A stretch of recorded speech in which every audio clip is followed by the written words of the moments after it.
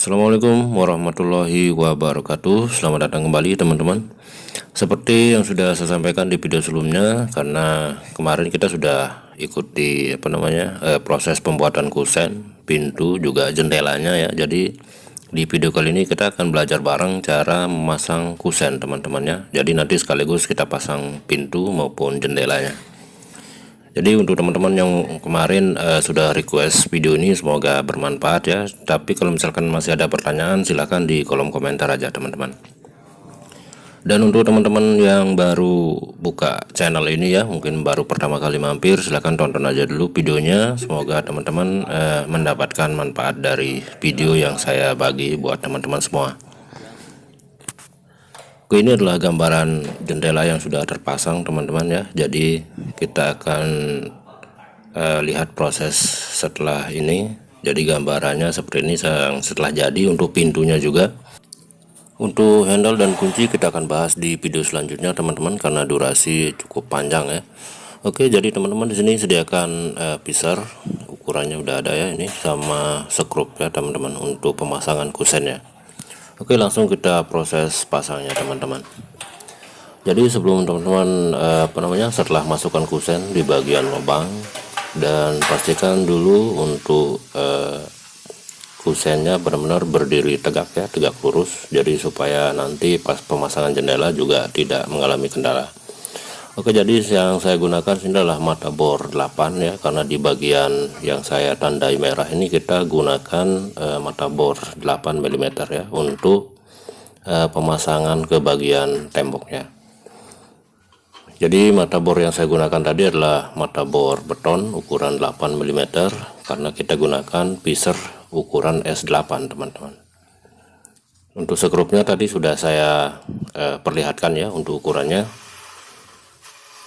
Jadi untuk proses pasangnya di sini teman-teman tinggal buka aja listnya dulu yang sudah kita pasang di video sebelumnya ya. Jadi tinggal kita bor aja mengikuti lubang. Dan untuk lubang yang di depan ini ukurannya sekitar 12 mm ya. Tinggal teman-teman gunakan mata bor yang 12. Dan untuk bagian dalam atau di bagian spicut bagian dalam kusennya ini kita gunakan mata bor yang ukuran 8 mm teman-teman.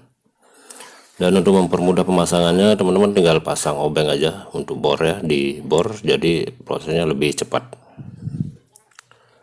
Jadi seperti yang saya bilang tadi, proses pemasangan kusen maupun jendela ya, kusen jendela atau pintu ini hampir sama lah ya. Jadi tinggal kita buka listnya dulu, kita bor, lalu kita masukkan pisar sekaligus skrupnya teman-teman, lalu tinggal kita pasang menggunakan obeng ya. Jadi karena di sini ada sedikit miskomunikasi antara pemilik dan pemborong ya. Jadi karena ukuran yang kita bikin sebelumnya agak ukuran yang diberikan oleh pemborong, tapi ternyata si yang punya rumah di sini melakukan menempel lagi bagian samping atau bagian dalam dari kusen. Otomatis kusen yang kita bawa ini ukurannya lebih besar teman-teman. Jadi seperti yang teman-teman lihat di sini, temboknya udah kita udah kita buka lagi untuk bagian plesterannya, karena ukuran pintu sama kusen yang kita bikin ini lebih besar. Jadi untuk menyesuaikannya kita bongkar lagi ya bekas plesterannya. Oke, setelah baut terpasang semua, kita pasang lagi untuk subnya ya, list yang berada di tengah kusen untuk menutupi lubang sekaligus menjadi penahan pintu teman-teman ya, jangan sampai lolos.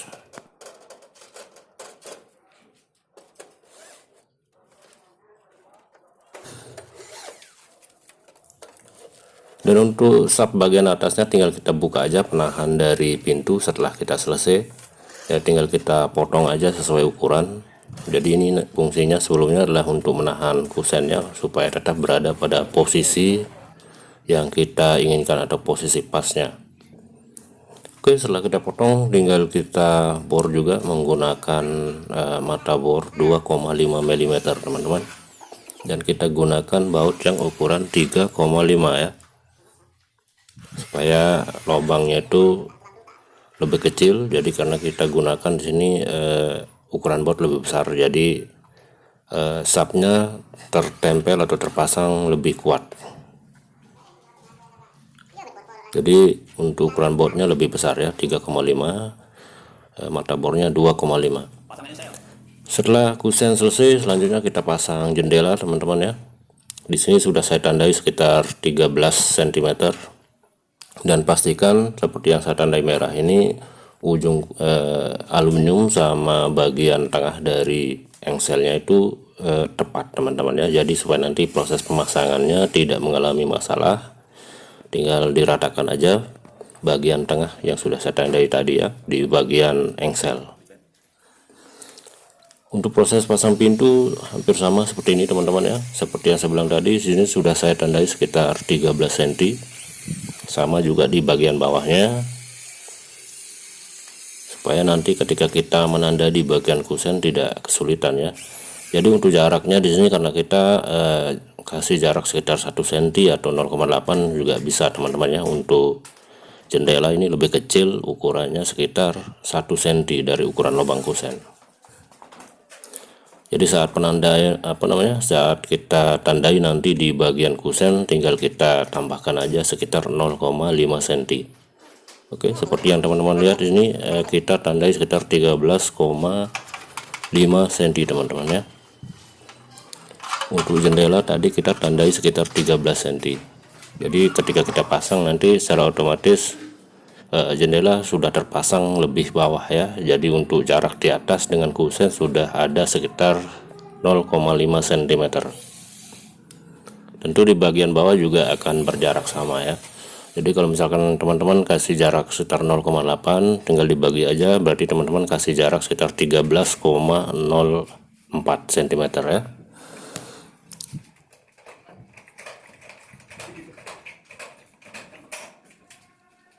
Saya rasa mudah dipahami teman-teman ya untuk pemasangan jendela.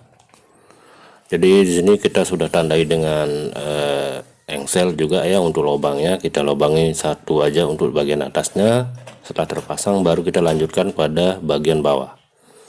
Setelah terpasang dua paku ripet, kita coba dulu kalau memang sudah pas, baru kita lanjutkan ke bagian pengeboran untuk lubang engselnya untuk kedua engsel yang ada atas dan di bawah ya.